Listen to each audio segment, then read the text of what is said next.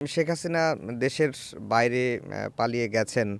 তিনি দিল্লিতে আছেন। দিল্লি থেকে নানা রকম বক্তব্য, নানা রকম হুমকি-ধামকি তিনি দিচ্ছেন এবং একই সঙ্গে আগামী নির্বাচনকে প্রতিহত করা, নির্বাচনে ভোট দিতে না যাওয়ার নির্দেশনাও তিনি কিন্তু দিল্লিতে বসে দিচ্ছেন। এটি কোনো প্রভাব পড়বে?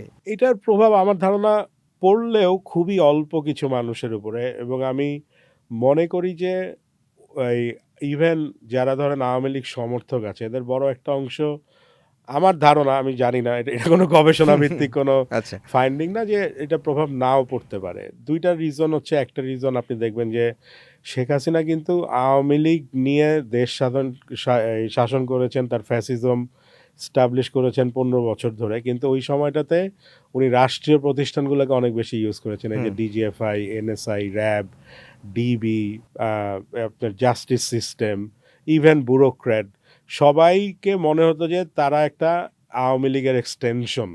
রাষ্ট্র এবং দলের মধ্যে কোনো রকম পার্থক্য নেই।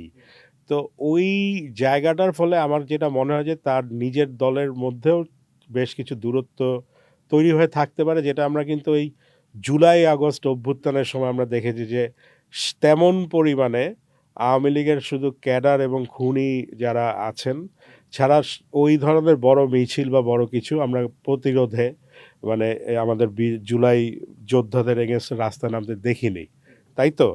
তো ওইটা দেখে আমার কাছে মনে হয় যে that could be one indicator যে উনার কথার প্রভাব কমে যাচ্ছে, কমে আসছে, এবং উনি, একটা জিনিস তো স্বাভাবিক যে উনি তার নিজের দলের লোকজনকে রেখে পালিয়ে গেছেন।